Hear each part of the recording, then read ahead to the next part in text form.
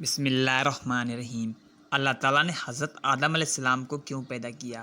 قرآن کریم سے ہمیں معلوم ہوتا ہے کہ اللہ تعالیٰ نے جب انسان کو پیدا کرنے کا فیصلہ کیا تو اس نے پورے منصوبے اور اس کی حکمتوں سے فرشتوں کو اس طرح مطلع کیا۔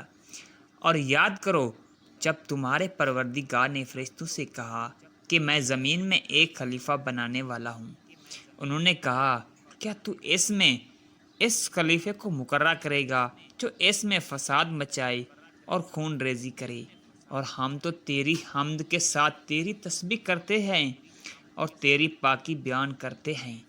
اس نے کہا میں جانتا ہوں جو تم نہیں جانتے، اور اس نے سکھا دیا آدم کو سارے نام۔ پھر ان فرشتوں کے سامنے پیش کیا اور کہا کہ اگر تم سچے ہو تو مجھے ان لوگوں کے ناموں سے آگاہ کرو۔ انہوں نے کہا تو پاک ہے، ہمیں تو نے جو کچھ بتایا ہے اس کے سوا کوئی علم نہیں، بے شک تو ہی علم والا اور حکمت والا ہے۔ کہا اے آدم ان کو بتاؤ ان لوگوں کے نام۔ تو جب اس نے بتائے ان لوگوں کے نام تو اس نے کہا کیا میں نے تم سے نہیں کہا کہ آسمانوں اور زمین کے بھید کو میں ہی جانتا ہوں، اور میں جانتا ہوں اس چیز کو جس کو تم ظاہر کرتے ہو اور جس کو تم چھپاتے تھے۔ اور یاد کرو جب ہم نے فرشتوں سے کہا کہ آدم کو سجدہ کرو تو انہوں نے سجدہ کیا، مگر ابلیس نے انکار کیا اور گھمنڈ کیا اور کافروں میں سے بن گیا۔ ان آیات میں آپ کے سوال کے حوالے سے درج ذیل باتیں اہم ہیں۔ انسان کو بحیثیت ایک خلیفہ کے پیدا کیا گیا۔ خلیفہ عربی زبان میں 3 معنی میں استعمال ہوتا ہے: جان نشین، نائب اور حکمران۔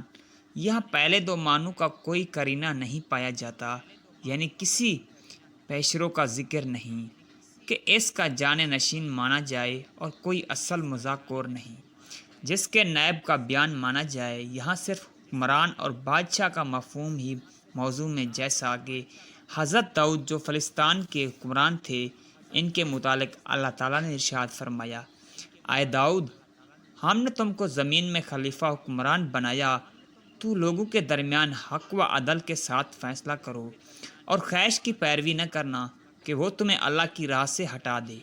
چنانچہ ان آیات میں انسان کے خلیفہ ہونے سے مراد یہی ہے کہ اسے زمین میں ایک صاحب اقتدار اور صاحب اختیار ہستی کے طور پر پیدا کیا جا رہا ہے۔ اس خلیفے سے وہی کچھ مقصود تھا جس کا ذکر اوپر حضرت داؤد سے کیا گیا، یعنی حق کی پیروی اور خواہش نفس کی پیروی سے پرہیز کریں۔ فرشتوں نے اپنی عبادات کا ذکر کیا۔ انسان بھی حق کی پیروی میں رب کی عبادت کرتے ہیں، مگر انسان فرشتوں کی طرح خدا کی حضوری میں نہیں جیتا، بلکہ اس کے اور خدا کے درمیان غیب کا پردہ حائل ہے۔ یہ وہ چیز ہے جو انسان کی عبادت اور اطاعت کو بہت قیمتی بنا دیتی ہے۔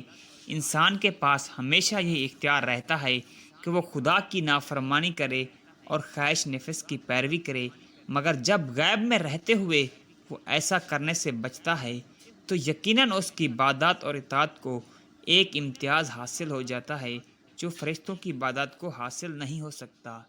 ویڈیو اچھی لگے تو لائک اور شیئر لازمی کریں۔